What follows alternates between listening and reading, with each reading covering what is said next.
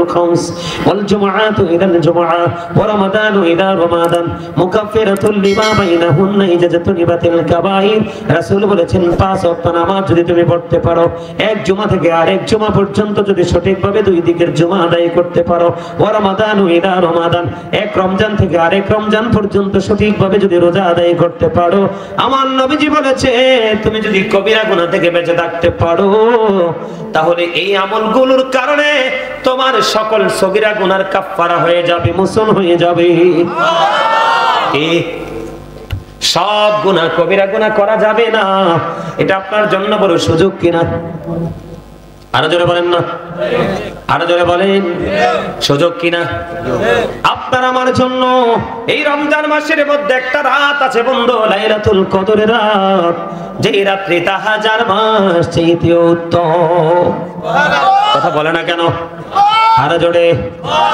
কেন জানেন কারণ আখির নবীর উম্মতের সময় খুবই অল্প অল্প সময়ের মধ্যে তারা অনেক বেশি নেক উপার্জন করতে পারবে না এই জন্য আমার আল্লাহ এমন এমন সময় দিয়েছে তারা যেন অন্য সকল নবীর উম্মতের চাইতে বেশি পুঁজি নিয়ে যেতে পারে আর জোরে কন্যা সুবহানাল্লাহ আলহামদুলিল্লাহ আর জোরে বলেন লাইলাতুল কদরের রাত এমন একটা রাত বন্ধু আমি আপনাদেরকে বলে দেই যেই রাত দ্বারা সকল রাতের মর্যাদা আমার আল্লাহ বৃদ্ধি করে দিয়েছে লাইলাতুল কদরের রাত দ্বারা সমস্ত রাত থেকে আমার আল্লাহ মর্যাদা করে সকল রাতের সেরা হলো লাইলাতুল কদরের রাত ওই লাইলাতুল কদরের রাতে অসংখ্য ফেরেশতা নিয়ে জিবরাইল কি করে জমিনে নেমে আসে সারা রাত বন্ধু আপনি জিকির দাঁড়িয়ে করেন বসে করেন শুয়ে করেন যেভাবেই করেন কারণ জিকির করার কন্ডিশন আছে ফাজকুরুল্লাহ কিয়ামান দাঁড়িয়ে দাঁড়িয়ে জিকির করো ও কুউদান বসে বসে জিকির করো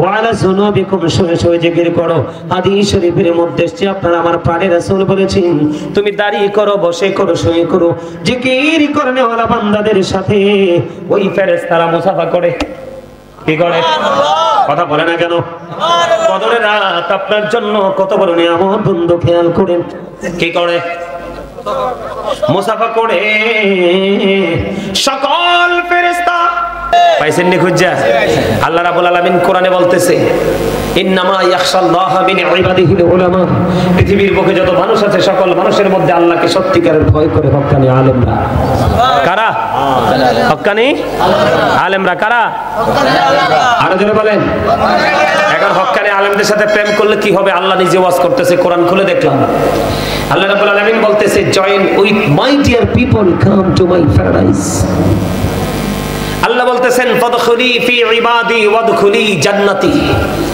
আল্লাহ বলতেছে আমার প্রিয় লোকদের সাথে যুক্ত হও আর আমার জান্নাতে চলে আসো আর জোরে বলেন না সুবহানাল্লাহ তাহলে আলেমদের সাথে মহব্বত রাখলে লাভ না লস আর জোরে এই লাভটা দুনিয়ায় পান আর না পান কিন্তু ওপারে আপনার লাভটা পরিপূর্ণই হবে কারণ ওয়াজ চতুর্দিক থেকে পাইছি হাদিস শরীফের মধ্যেও আসছে আল্লাহর কোরআনেও আসছে তাহলে আপনি আমি আমাদের জীবনে একজন উপদেষ্টা হিসেবে একজন হক্কানি আলেমকে বেছে নিব কারণ আপনি অসুস্থ হলে ডাক্তার লাগে না বাড়ি বানাইলে ইঞ্জিনিয়ার লাগে না এমনি করে করে এক একটা কাজের জন্য এক একজন দক্ষ ব্যক্তি লাগে না ঠিক আপনি ওপারটাকে আপনার নিজের জন্য ভালোবাসবেন কার জন্য আলেমের জন্য না আপনি নিজের জন্য আপনি যখন ভালোবাসবেন ওই ভালোবাসার কারণে আপনার কি হয়ে যাবে ওপারটাকে আপনি ব্রাইটনেস করতে পারবেন আলোকিত করতে পারবেন আল্লাহ আমাদেরকে কবুল করে নিক সকল বলেন আমিন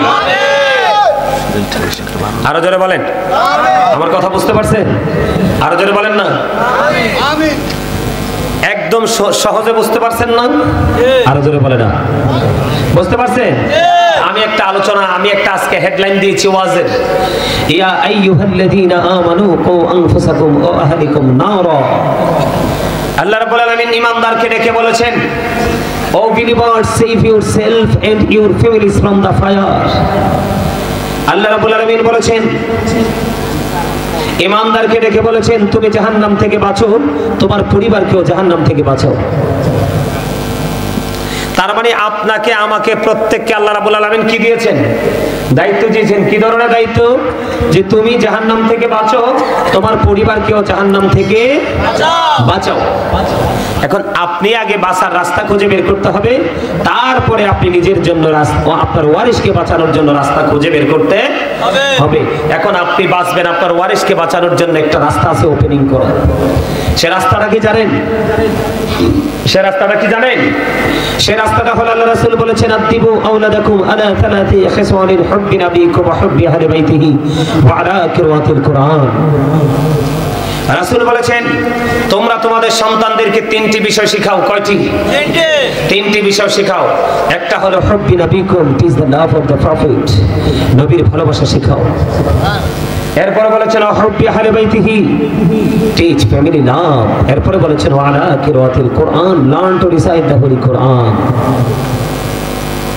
তোমরা তোমাদের সন্তানদেরকে বাঁচাতে হলে প্রথমে নবীর প্রেম শিখাতে হবে, কারণ নবীর সাথে প্রেম করা ঈমান এবং ফরজ। নবীর আহলে বাইতকে ভালোবাসা ঈমান এবং ফরজ। এরপর আপনাকে কি করতে হবে? কোরআন তেলাওয়াত শিখাতে হবে, কারণ আইনের ভান্ডার আপনি যদি না জানেন তাহলে কিন্তু আপনি কখনোই সফল হতে পারবেন না। ঠিক কিনা বলেন? আমি যদি প্রথমে স্টার্টিংটা এইভাবে করি, আপনারা একটু মন দিয়ে শোনেন। আমি দুরূদ পড়ার সময় কিন্তু দুরূদটা মজা হয় নাই, হইছে?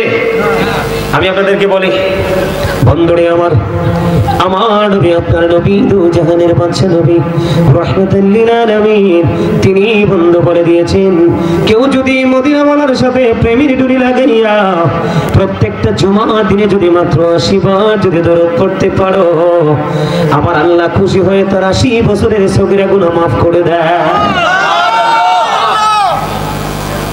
দাইলামি শরীফের মধ্যে এসেছে হাদিস কানা বন্ধু। হাদিসের রাবী হলেন হযরত আনাস রাদিয়াল্লাহু তাআলা আনহু।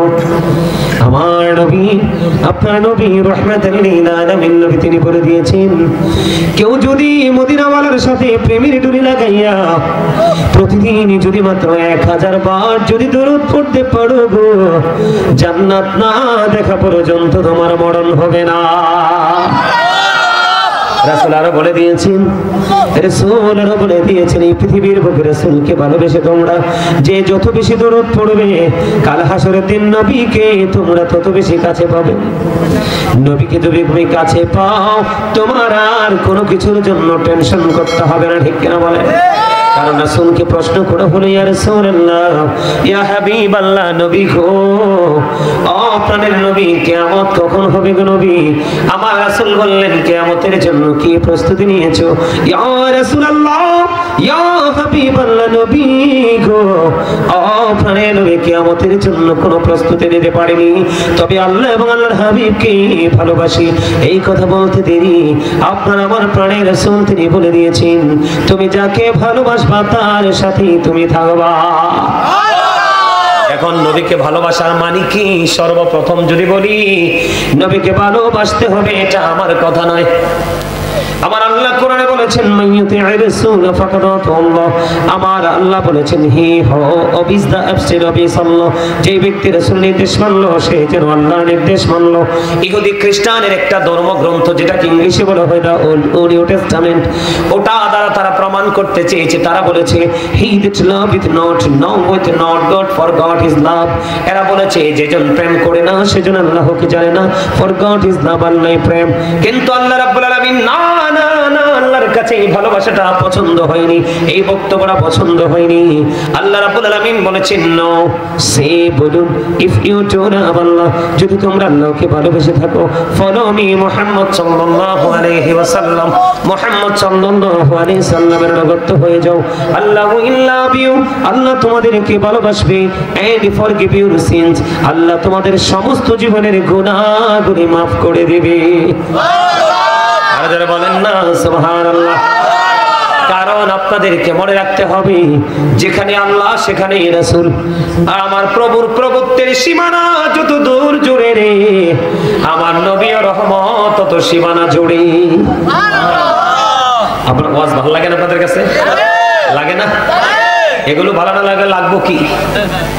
এগুলো তো ইমানি ওয়াজ। আপনার ইমান যদি ঠিক না থাকে আমল দিয়ে লাভ হবে না। আর ইমান হলো নবীর প্রেম, নবীর প্রেম নাই তো ইমান নাই। আপনারা একটু বোঝেন না, আমার আলোচনা, মূল আলোচনা যেটা আমি নিয়ে আসছি সেটা আমি পরে করতেছি। আগে একটু আপনাদেরকে বোঝাই, তারপর একটা আলোচনার মধ্যে ঢুকে যাব।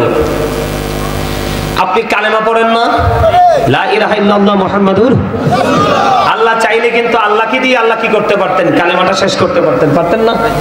কিন্তু আল্লাহ রাব্বুল আলামিন কালেমার মধ্যে দুটো অপশনকে সমন্বয় করে দিয়েছেন। একটা হলো লা ইলাহা ইল্লাল্লাহ, এটা হলো তাওহীদ, আরেকটা হলো মুহাম্মাদুর রাসূলুল্লাহ সাল্লাল্লাহু আলাইহি সাল্লাম, এটা হলো রিসালাত। দেখছেন নি, একদিকে হলো তাওহীদ, আরেকদিকে হলো রিসালাত, একদিকে হলো স্রষ্টা, আরেকদিকে হলো সৃষ্টি।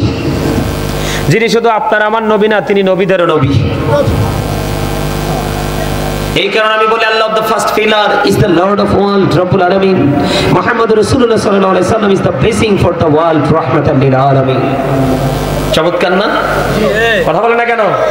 আল্লাহ হলো রব্বুল আলামিন, আর আল্লাহর হাবিবকে বানালেন রাহমাতাল লিল আলামিন। জোরে জোরে করুন সুবহানাল্লাহ, আর জোরে বলেন সুবহানাল্লাহ। মহব্বতে সে নবীর সাথে মহব্বত আপনাকে করতেই হবে। সাহাবায়ে কেরামের প্রেমটা কেমন ছিল, আমি দুই চারটা কথা বলে আপনি আমি কিভাবে আমল করব সেই বিষয় নিয়ে আলোচনা করব।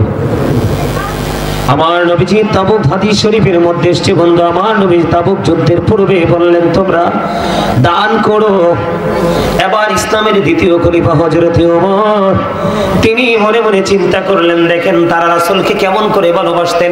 আল্লাহ রাব্বুল আলামিনকে পাওয়ার জন্য তারা আমার রাসূলের প্রত্যেকটা বক্তব্যকে কানায় কানায় পুঙ্খানুপুঙ্খানুরূপে ভালোবেসে তারা বাস্তবায়ন করত বন্ধু।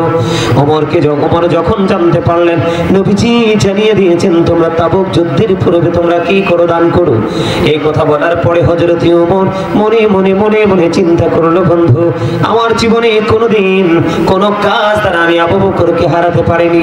প্রত্যেকটা সেক্টরে আবু বকর আমার চাইতে অগ্রগামী। আমার কাছে ভালো দৌলত আছে, আমার কাছে ভালো সম্পদ আছে, নবীজি বলেছে আমি আজকে বেশি করে দান করব। এবার ওমর কি করলেন? দানের সম্পদ। এবার হযরত ওমর বন্ধু দৌলত নিয়ে নবীজির দরবারে এসে হাজির। আমার আপনার প্রাণের নবীজির কাছে আসার পরে নবীজি প্রশ্ন করলেন, ওমর তুমি কি নিয়ে এসেছো ইয়া রাসূলুল্লাহ? আমার যে সম্পদ ছিল আমি অর্ধেক নিয়ে এসেছি, তোমার ফ্যামিলি পরিবারের জন্য তুমি কি রেখেছো? ইয়া রাসূলুল্লাহ, ইয়া হাবিবাল্লাহ, নবী গো, ও প্রাণের নবী, আমি আমার ফ্যামিলি পরিবারের জন্য অর্ধেক রেখে এসেছি। ওমরের ফয়সালা হয়ে গেল। এবার বন্ধু আবু বকর চলে আসলো। আবু বকর তুমি কি করেছো?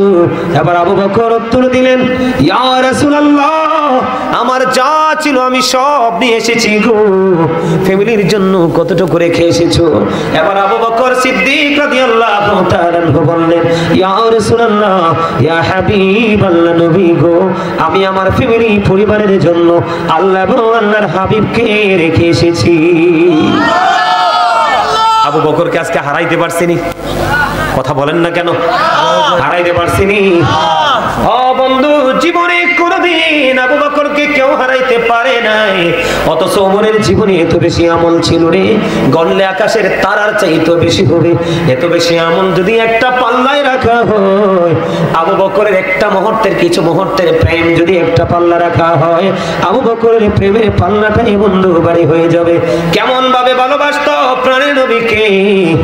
বন্ধু হিজরতের রাত্রিতে যখন আমার নবীজি আবু বকরের দরজায় গিয়ে একটা টোকা দিল রে, দরজাটা সঙ্গে সঙ্গে বন্ধ খুলে দিল।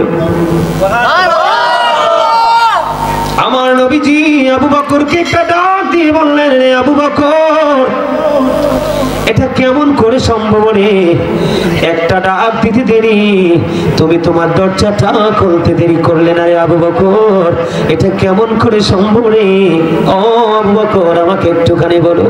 এবার আবু বকর সিদ্দিক রাদিয়াল্লাহু তাআলা বললেন, ইয়া রাসূলুল্লাহ, ইয়া হাবিবাল্লাহ, নবী গো, ও প্রাণের নবী গো, ও নবী, যেদিন আমি জানতে পেরেছি গো আপনার সাথে আমি হিজরতে সঙ্গী হব গো নবী, সেদিন থেকে আমি একটা মুহূর্তের জন্য বিছানায় পিঠ লাগাই নাই। আর জোরে বলেন না সুবহানাল্লাহ। বন্ধ কেমন করে বুঝিলে বুঝবা গো? আমার নবীর সাথে এমন ভাবে পশু পাখি পর্যন্ত প্রেম করেছে, যে প্রেমটা আমরা নবীর উম্মত হব স্বীকার করে থেকে সেই প্রেমটা পর্যন্ত আমাদের সিনায় নাই।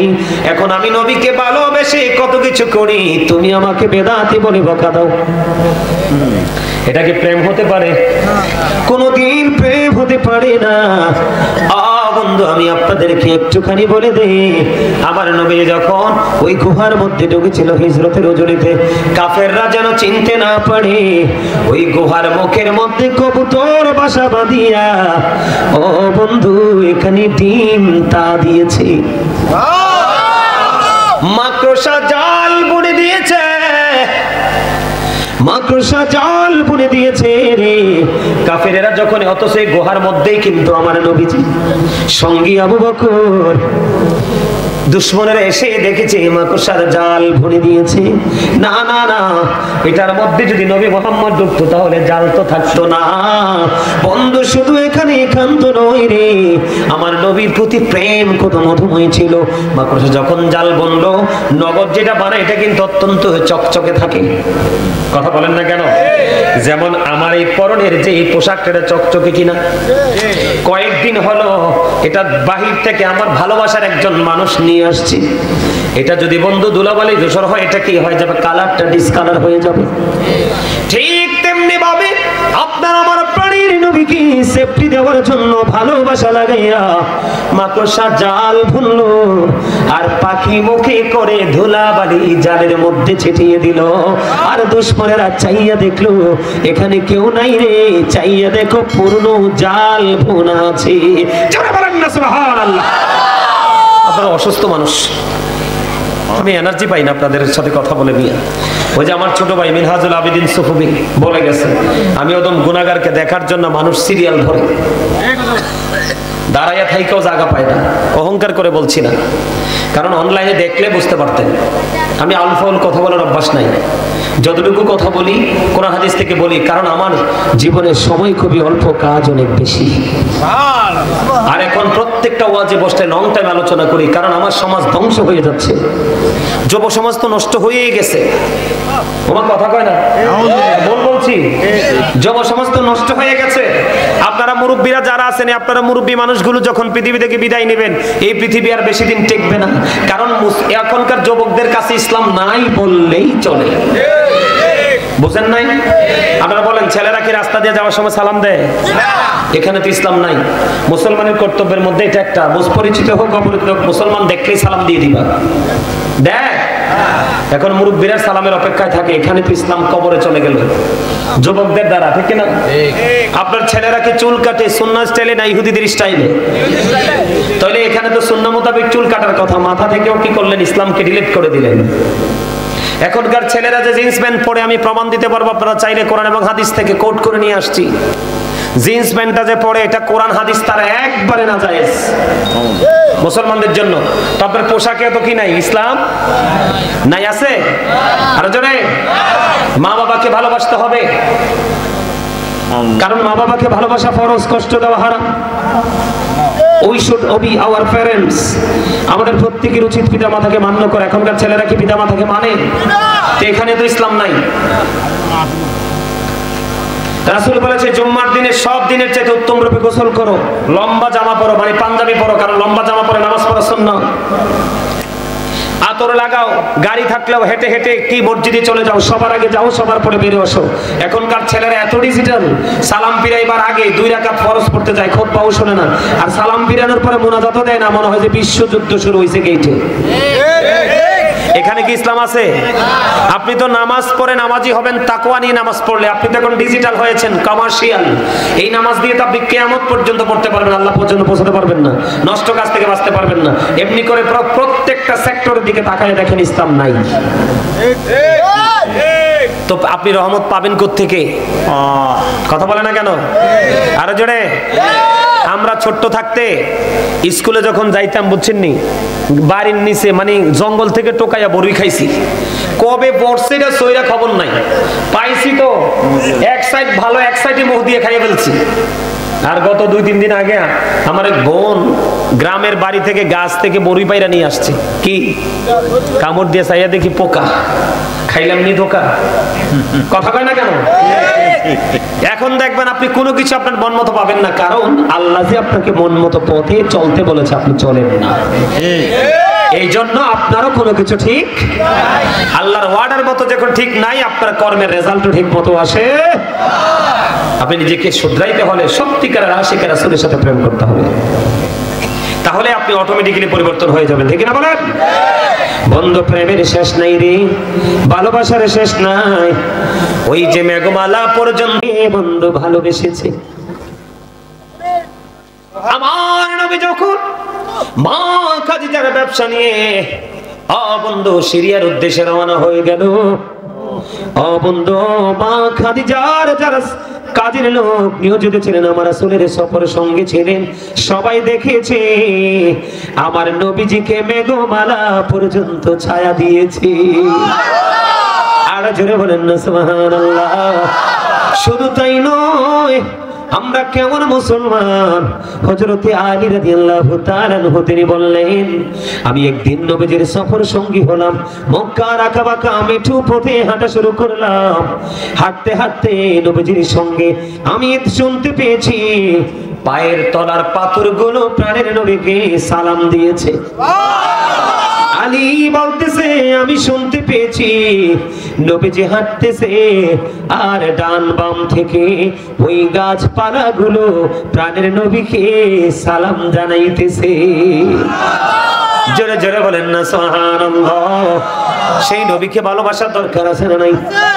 বন্ধু, আমি যদি বলি রে আমার নবীজি বলেছে আবু বকরের সম্পদ আমার যতটা উপকারে এসেছে আর কারো সম্পদ ততটা উপকারে আসেনি। আবু বকর চাও চিৎকার মেরে বললেন, ইয়া রাসূলুল্লাহ, আমার সম্পদ নয় গো নবী, আমার জীবনটা পর্যন্ত আপনার জন্য প্রস্তুত।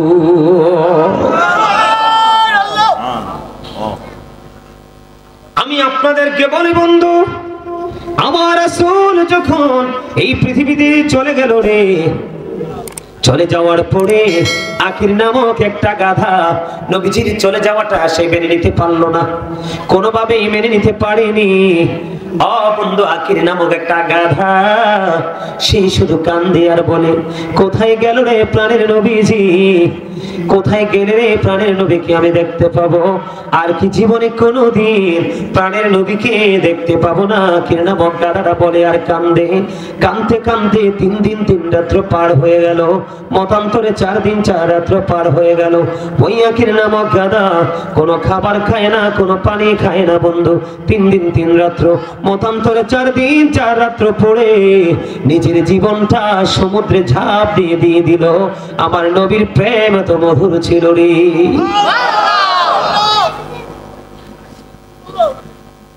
আমরা সেই নবীকে ভালোবাসতে জানি না।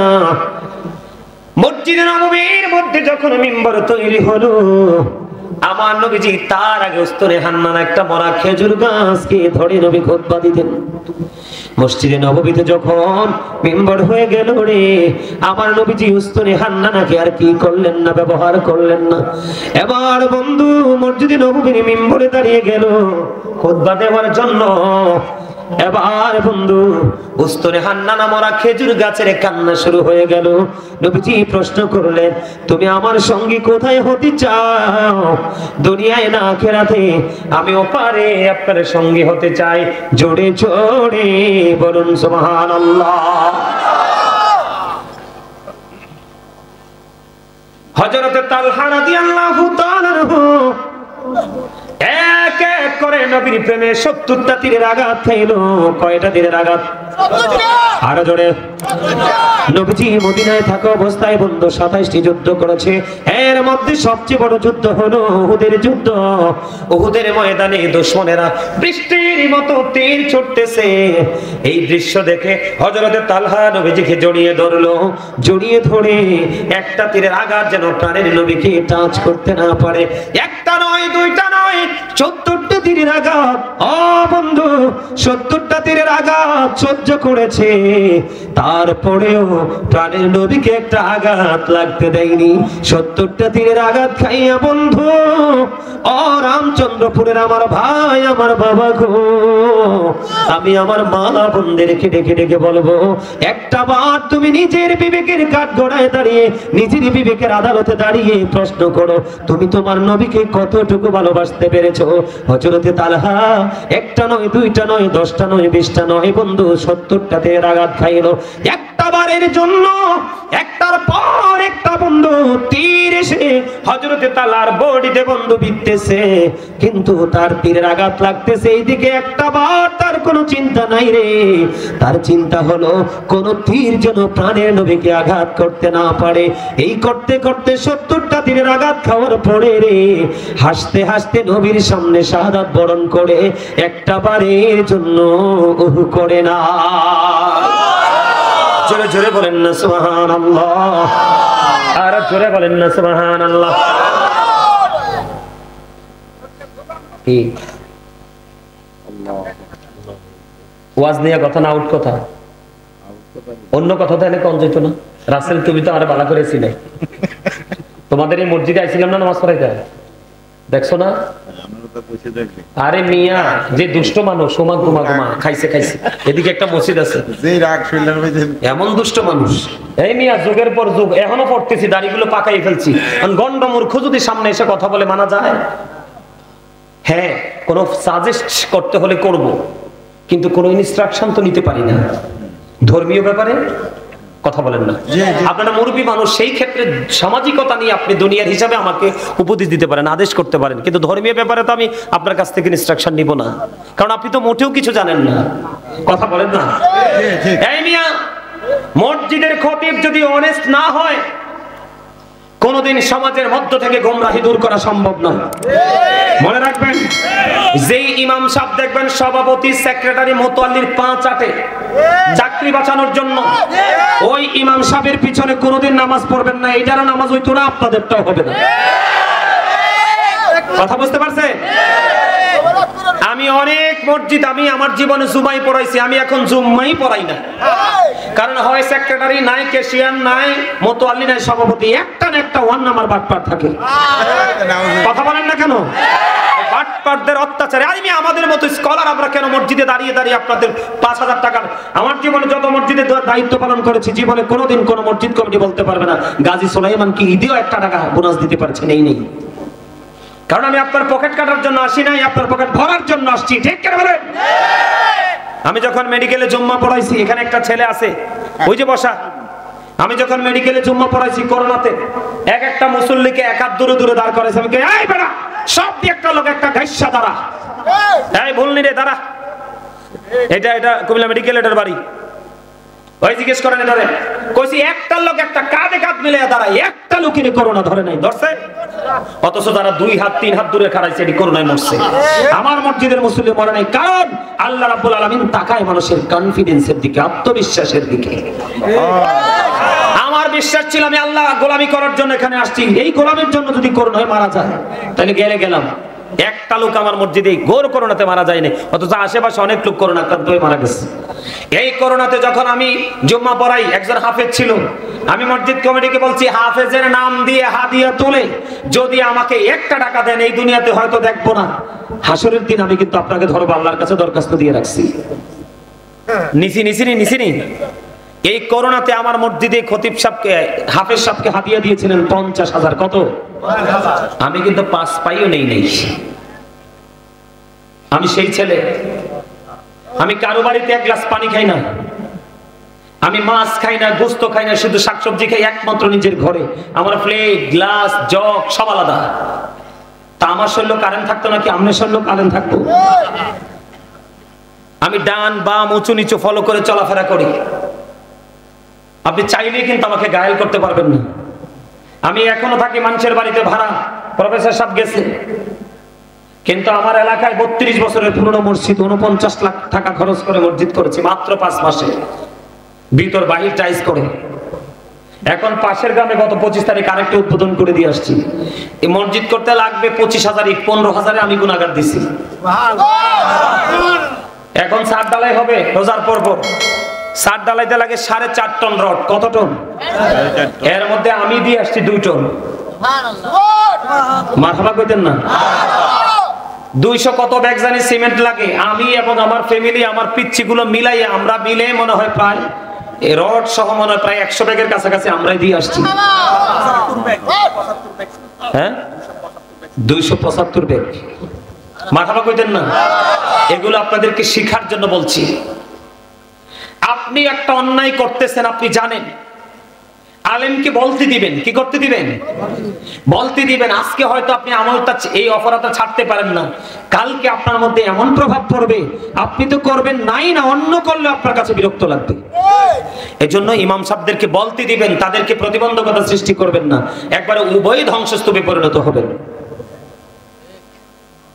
আমার শরীরে সব সময় 120-এর উপরে থাকে ভোল্টেজ। কি 120-এর উপরে থাকে সব সময়।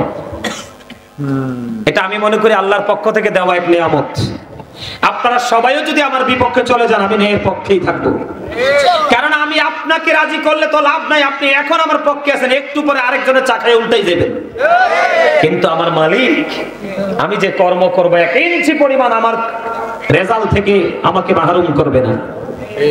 আমার কথা কি ভাল লাগছে? কথা কয় না? ভাল লাগছে? আলহামদুলিল্লাহ কোন জোরে জোরে। আরে আপনারে আল্লাহ কত সুন্দর করে বানাইছে আপনি জানেননি? আল্লাহ কয়, বান্দা তোমার কাছে পৃথিবী সুন্দর। সূরা 3-এর মধ্যে চাইয়া দেখলাম আল্লাহ ডাকে কয়, বান্দা আমার কাছে সবচেয়ে সুন্দর তোমরা। এই জন্য আলহামদুলিল্লাহ কত দরকার না? আরে আমরা না কই এটা লম্বা, এটা বাইটটা, এটা কালা, এটা মোটা, এটা চিকন, এটা হেলদি, এটা স্লিম, কিন্তু আল্লাহর কাছে সব সুন্দর। কিন্তু আমরা নষ্ট হইছি কখন যাইয়া? পৃথিবীর লোভে পইরা। এই জন্য আল্লাহ সূরা ইউনূসের 44 নম্বর আয়াতে বলেছে, ইন্নাল্লাহা লা ইয়াজলিমুন নাসা শাইয়্যান ওয়ালাকিন্নান নাসা আনফুসাহুম ইয়াজলিমুন।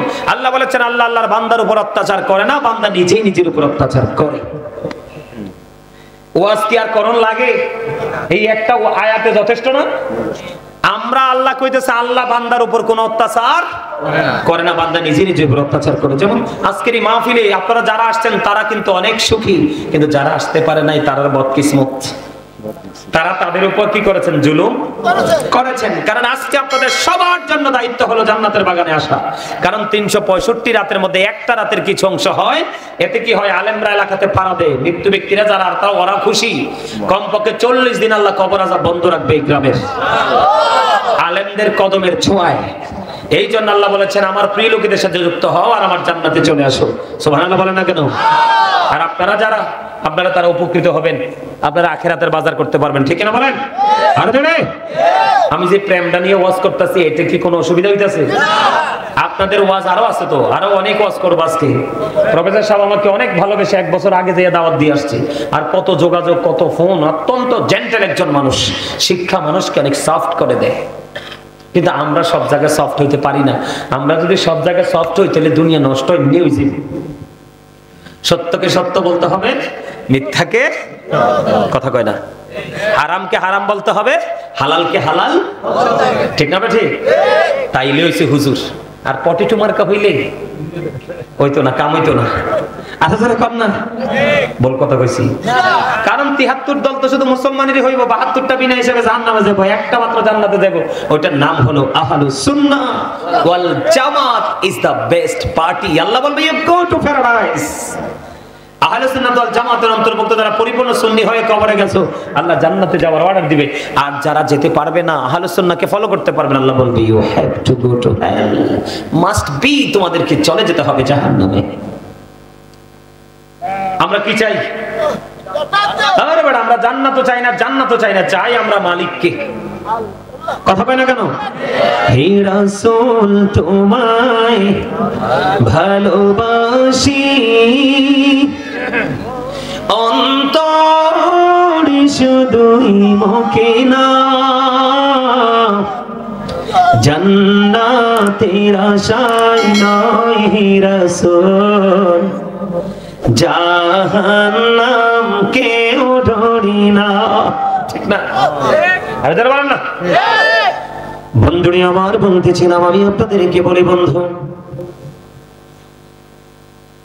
একটার পর একটা প্রেমের খবর।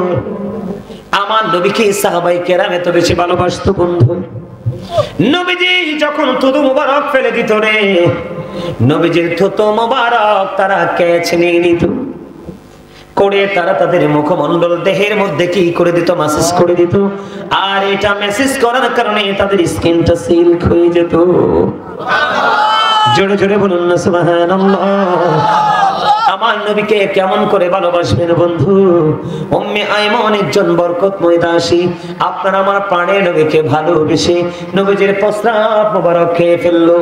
আমার নবীজির প্রস্রাব মোবারক খাওয়ার কারণে উম্মে আইমানকে নবীজি দুনিয়ায় জান্নাতের ঘোষণা দিয়ে গেছে। উহুদের ময়দানে যখন প্রাণের নবীজির দান্দার মোবারক যখন শহীদ হয়ে গেল, নবীজির মুখ মোবারক দিয়ে বন্ধ রক্ত প্রবাহিত হতে লাগলো। যখন রক্ত মোবারক প্রবাহিত হতে লাগলো, মালিক বিন সিনান দেখে সহ্য করতে পারলো না। মালিক বিন সিনান দেখে নবীজির রক্ত মোবারক চষতে শুরু করলো। এবার আমার প্রাণের নবী একটা ডাক দিয়ে বললেন, রে মালিক বিন সিনান, ও মালিক বিন সিনান, রক্ত ভক্ষণ করো না, জমিনে ফালাইয়া দাও।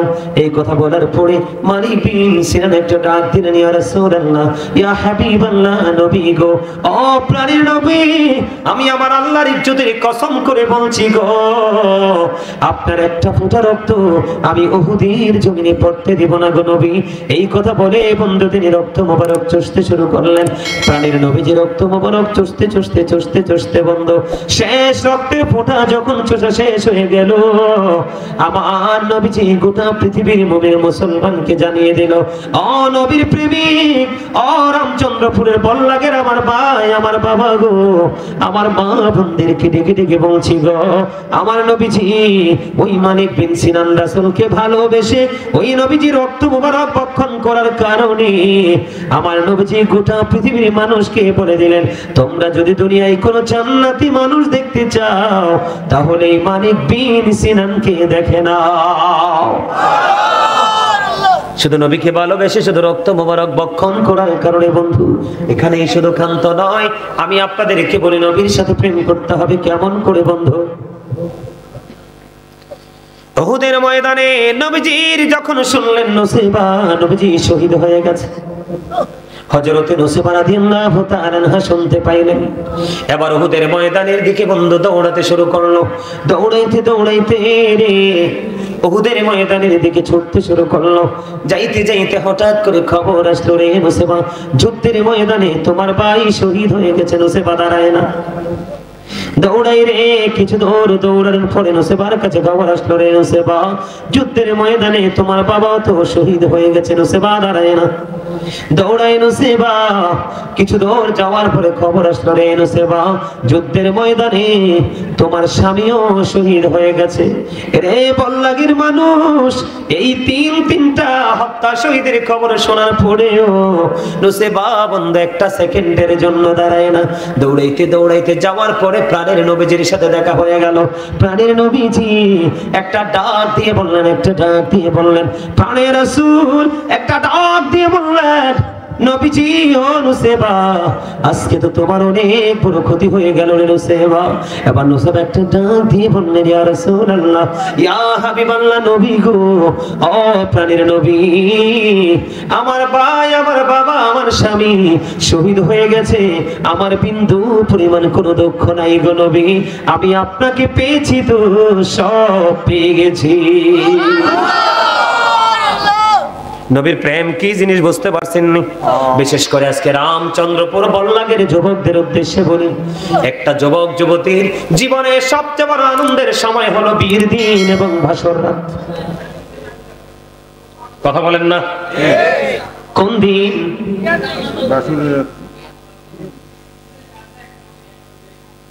কথা কি বুঝতে পারছেন?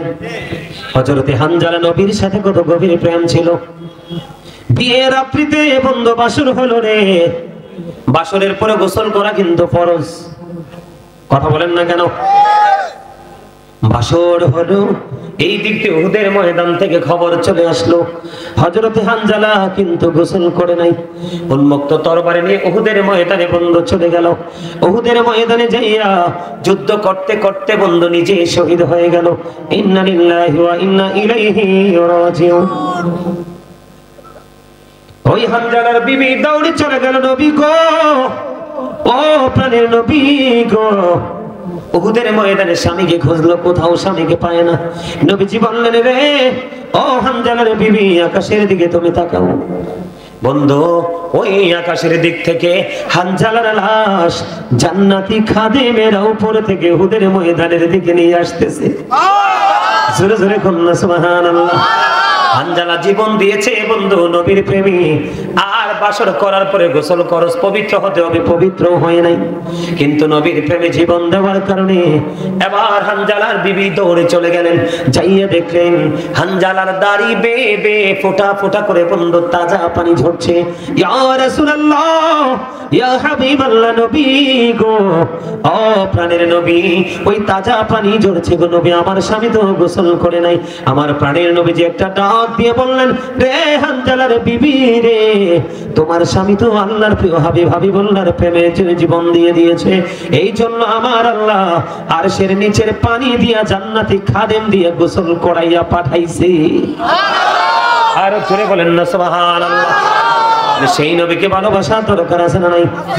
এই জন্য আমি আপনাদেরকে আজকে বলেছি, আল্লাহ বলেছেন ইমানদারদেরকে দেখে তুমি জাহান্নাম থেকে বাঁচো, তোমার পরিবারকেও জাহান্নাম থেকে বাঁচাও। আপনি বাঁচবেন এবং বাঁচাবেন, এটার জন্য সর্বপ্রথম করতে হবে আপনার রাসূলের সাথে প্রেম। আপনি সারা জীবন অন্যায় করেছেন, সারা জীবন বন্ধু অপরাধ করেছেন, কোনো টেনশন করার দরকার নাই, কোনো চিন্তা করার দরকার নাই। আপনাদের জন্য কাল থেকে পরশু দিনই বয়ে আনছে নিয়ামত। কথা বলে না কেন? কোন মাস? আরো জোরে বলেন না, কোন মাস? আমি একটা হাদিস শরীফ আমি আপনাদেরকে শোনাই। রাসূল বলেছেন, সালাতুল খামস ওয়াল জুমআতু ইলাল জুমআ ওয়া রমাদানু ইলা রমাদান মুকাফফিরাতুল লিমা বাইনাহুন্না ইজাজাতুন লিবাতিল কাবাইর। রাসূল বলেছেন, পাঁচ ওয়াক্ত নামাজ যদি তুমি পড়তে পারো, এক জুমা থেকে আরেক জুমা পর্যন্ত যদি সঠিকভাবে দুই দিকের জুমা আদায় করতে পারো, ওয়া রমাদানু ইলা রমাদান, এক রমজান থেকে আরেক রমজান পর্যন্ত সঠিকভাবে যদি রোজা আদায় করতে পারো, আমার নবীজি বলেছে তুমি যদি কবিরা গুনাহ থেকে বেঁচে থাকতে পারো, তাহলে এই আমলগুলোর কারণে তোমার সকল সগীরা গুনার কাফফারা হয়ে যাবে, মোচন হয়ে যাবে। এই সব গুনাহ কবিরা গুনাহ করা যাবে না। এটা আপনার জন্য বড় সুযোগ কিনা? আরো জোরে বলেন না, আরো জোরে বলেন, সুযোগ কিনা? আপনার আমার জন্য এই রমজান মাসের মধ্যে একটা রাত আছে বন্ধু, লাইলাতুল কদরের রাত, যে রাত্রি তা হাজার মাস চাইতে উত্তম। কথা বলে না কেন? আরো জোরে কেন জানেন? কারণ আখির নবীর উম্মতের সময় খুবই অল্প, অল্প সময়ের মধ্যে তারা অনেক বেশি নেক উপার্জন করতে পারবে না। এই জন্য আমার আল্লাহ এমন এমন সময় দিয়েছে তারা যেন অন্য সকল নবীর উম্মতের চাইতে বেশি পুঁজি নিয়ে যেতে পারে। আর জোরে কন্যা সুবহানাল্লাহ। আলহামদুলিল্লাহ। আর জোরে বলেন, লাইলাতুল কদরের রাত এমন একটা রাত বন্ধু, আমি আপনাদেরকে বলে দেই, যেই রাত দ্বারা সকল রাতের মর্যাদা আমার আল্লাহ বৃদ্ধি করে দিয়েছে। লাইলাতুল কদরের রাত দ্বারা সমস্ত রাত থেকে আমার আল্লাহ মর্যাদা করে সকল রাতের সেরা হলো লাইলাতুল কদরের রাত। ওই লাইলাতুল কদরের রাতে অসংখ্য ফেরেশতা নিয়ে জিবরাইল কি করে জমিনে নেমে আসে। সারা রাত বন্ধু আপনি জিকির দাঁড়িয়ে করেন, বসে করেন, শুয়ে করেন, যেভাবেই করেন, কারণ জিকির করার কন্ডিশন আছে, ফাজকুরুল্লাহ কিয়ামান, দাঁড়িয়ে দাঁড়িয়ে জিকির করো, ও কুউদান, বসে বসে জিকির করো, ওয়া আলা যুনুবিকুম, শুয়ে শুয়ে জিকির করো। হাদিস শরীফের মধ্যে এসেছে, আপনারা আমার প্রাণের রাসূল বলেছেন, তুমি দাঁড়িয়ে করো, বসে করো, শুয়ে করো, জিকির করনে ওয়ালা বান্দাদের সাথে ওই ফেরেশতারা মুসাফা করে। কি করে? কথা বলে না কেন? কদরের রাত আপনার জন্য কত বড় নিয়ামত বন্ধু, খেয়াল করেন। কি করে? মুসাফা করে সকল ফেরেশতা পর্যন্ত ও বন্ধু তারা বিচরণ করতে থাকে। যখন তাদের বিদায় বেলা হয়, সবাই বন্ধু জিব্রাইলের কাছে একত্রিত হয়। হওয়ার পরে এবার জিব্রাইলকে প্রশ্ন করে বলেন, আল্লাহ রাব্বুল আলামিন আল্লাহর বান্দাদেরকে নিয়ে কি চিন্তা করেছে, মন্তব্য করেছে। এবার জিব্রাইল বলে, রে এই রজনীতে আল্লাহ রাব্বুল আলামিন আল্লাহর বান্দার দিকে 70 বার রহমতের নজরে তাকাইছে। মুসাফা হয়েছে লাইলাতুল কদরের রাত্রিতে। আপনি কেমন করে বুঝবেন ফেরেশতারা, রহমতের ফেরেশতারা আপনার সাথে মুসাফা করেছে? এটা আপনি কেমন করে বুঝবেন? এটা বোঝার উপায় হলো রাসূল আপনাকে আমাকে বুঝিয়ে দিয়েছে। এটা বোঝার উপায় হলো যখন কোন মানুষ লাইলাতুল কদরের রাত্রিতে, মানে 26 তারিখ দিবাগত রাত্রিতে 27 তারিখে, যখন কোন মানুষ আমল করতে করতে করতে করতে বন্ধু আল্লাহর দরবারে দুঃখা তুলে যখন দরখাস্ত করবে, দরখাস্ত মোনাজাত করার পরে যদি মনে করেন কারো চোখ দিয়ে বেয়ে বেয়ে পানি পড়তেছে, তখনই মনে করবেন রহমতের ফেরেশতাদের সাথে ওই আল্লাহর প্রিয় বান্দারা মুসাফা হয়ে গেছে। জোরে জোরে সুবহানাল্লাহ। বন্ধুরে আমার, হযরত ওমরের পুত্র উবাইদ তিনি কি করলেন? কদরের রাত্রিতে জলযানে ভ্রমণ করতেছেন সমুদ্র। হঠাৎ করে ওনার মুখের মধ্যে একটা ফোঁটা নদীর পানি পড়লো। পানি পড়ার পরে উনি বুঝতে পারলেন যে পানিটা অত্যন্ত মিষ্টি, বেশি ভেরি সুইট। এবার তিনি চিন্তায় পড়ে গেল। বন্ধু, এবার তিনি চিন্তায় পড়ে গেল, এই পানি কেন রে আজকে রাত্রে নদীর পানি কেন মিষ্টি মনে হলো? এই কথা বলার পরে তিনি ধীরে ধীরে ধীরে ধীরে বন্ধু খুলে চলে গেলেন, ওই সমুদ্রের পারে চলে গেলেন। সমুদ্রের পারে যাওয়ার পরে বন্ধু চাইয়া দেখলেন গাছপালাগুলো পর্যন্ত সেজদায় পড়ে আছে। কেন রে আজকে নদীর পানি আমার মুখে মিষ্টি মনে হলো? এবং কেন রে গাছপালাগুলো পর্যন্ত তারা কি করতেছে? সেজদায় পড়ে আছে। কেন রে, কেন রে? বন্ধু তল্লাশি করে দেখলেন এই সেজদায় পড়ে থাকার কারণ, পানি বন্ধু পানি মিষ্টি লাগার কারণ হলো এটা লাইলাতুল কদরের রাত, এই কারণে।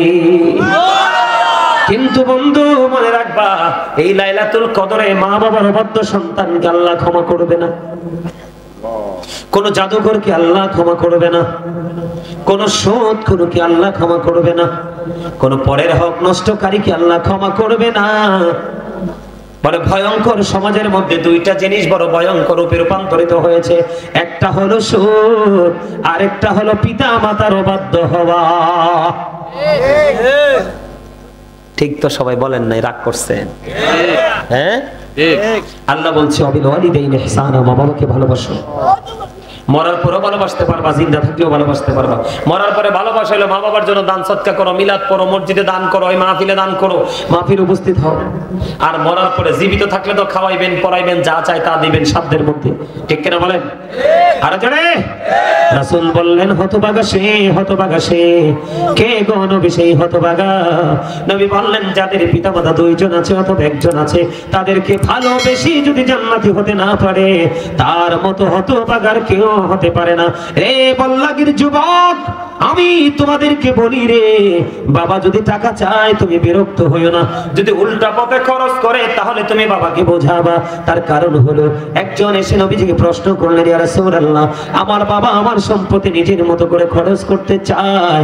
এবার আমার রাসূল বললেন, তোমার সম্পত্তি না শুধু রে, তুমি নিজেও তোমার বাবার সম্পদ। যুবক ভাইরা, তোমরা বুঝতে পারছো নি? কথা বলে না কেন? বুঝতে পারছো নি? আমি তোমাদেরকে বলি যুবক, আমার নবী যখন মেরাজে গেলেন, মেরাজে যাওয়ার পরে জাহান্নামের দিকে নজর দিয়ে চায়া দেখলেন এক একটা মানুষ, এক একটা পেট, এক একটা মানুষের পেট এক একটা ঘরের মতো বড় বড়। জিবরাইলকে প্রশ্ন করলেন, ভাই জিবরাইল, এই ঘরের মতো বড় বড় পেট হলো মানুষটা কে রে জিবরাইল? এবার জিবরাইল বললেন, ইয়া রাসূলুল্লাহ, এরা হলো দুনিয়ায় আপনার নামদারি সুদখোর উম্মত। এবার আমার রাসূল বললেন, এই বড় পেটের মধ্যে আমি নবী দেখতে পাই না, শুধু সাপ আর বিচ্ছু দেখা যায়। জোরে জোরে কন্যা নাউজুবিল্লাহ। বন্ধু, সুদ যারা খায়, সুদ যারা দেয়, মধ্যে যারা সাহায্য করে, সবার সমান অপরাধ। রাসূল জানিয়ে দিলেন সুদের 69টা স্তম্ভ। বন্ধুরে আমার, যেই ব্যক্তি সুদের মাধ্যমে 1 টাকা উপার্জন করলো, সেই যেন তার মায়ের সাথে 36 বার বন্ধু জিনা করলো। রাসূল বলেছেন লা তুকবালু সালাতুম বিগাইরি তুহুর ওয়ালা সাদাকাতুম মিন গুরুর, পবিত্রতা ছাড়া ইবাদত কবুল হয় না, হালাল টাকা না হইলে দানও কবুল হয় না। তাহলে আপনাদেরকে আমাকে সচেতন থাকতে হবে কি হবে না? কথা বলেন না কেন? এই ওয়াজটা একটুখানি করলাম। ও বন্ধু, রাসূল বলে দিয়েছেন এমন রোজাদার আমাদের মধ্যে অনেকেই আছে তারা দিনের বেলা শুধু সে উপাসী রইল, আর কিছু তার নসিবে জুটলো না। রাতের বেলা সে রাত্রি জাগ্রত করলো, এই রাত্রি জাগরণটাই শুধু তার নসিবে জুটলো, দিনে এবং রাতে এক্সট্রা কোনো নিয়ামত তার নসিবে জুটলো না। কারণ কি? সে গালাগালি করেছে, বকাবকি করেছে, সুদ খেয়েছে, পরের হক নষ্ট করেছে, সে কখনোই রোজাদার হতে পারে না। আমি আপনাদেরকে বলে দিই, কেউ যদি রমজান মাসে আপনাকে বকা দেয়, আপনি বলবেন আমি রোজাদার। কেউ যদি আপনাকে বলে, আপনাকে বকা দেয়, আপনি একটাই বলবেন আমি রোজাদার, আমি রোজাদার, আমি রোজাদার। বাকি কাজ বন্ধু আল্লাহর। ঠিক কিনা বলেন? বলেন। আপনারা জানেন কি জানেন কিনা জানি না, রাসূল বলে দিয়েছে আমাদের জন্য কত বড় নিয়ামত। রাসূল বলেছেন ইদা জা রমাদান ফুতিহাত আবওয়াবুল জান্নাহ ওয়া গুল্লিকাত আবওয়াবুন নার সুফিরাতিশ শায়াতিন। আমার রাসূল বলে দিয়েছেন যখন রমজান আগমন করে জান্নাতের দরজাগুলো খুলে দেওয়া হয়, জাহান্নামের দরজাগুলো বন্ধ করে দেওয়া হয়, শয়তানকে বন্দী করে দেওয়া হয়। কারণ আমরা বন্ধু 12 মাসে আমল করতে পারি না শুধু শয়তানের কারণে। কারণ এই শয়তান আমাদের প্রকাশ্য শত্রু, কিন্তু প্রকৃত মুমিন যারা তাদের সম্পর্কে আমার আল্লাহ বলেছেন ইন্না কাইদা শাইতানি কানা দাঈফা। আমার আল্লাহ বলেছেন শয়তান ডিসিপশন ইজ ভেরি উইক। জোরে জোরে বলুন আলহামদুলিল্লাহ। যখন রমজান আগমন করে জান্নাতের দরজা খুলে দেওয়া হয়, জাহান্নামের দরজা বন্ধ করে দেওয়া হয়, শয়তানকে বন্দী করে দেওয়া হয়।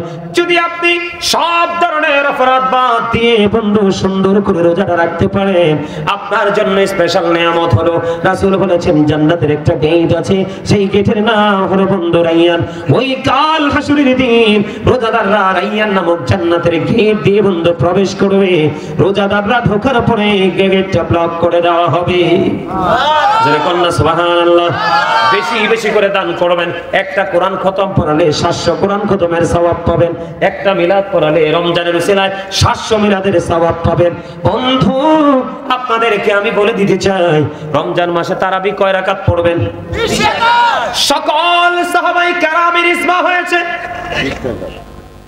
সকল সাহাবায়ে কেরামের ইজমা হয়েছে তারাবি নামাজ 20 রাকাত।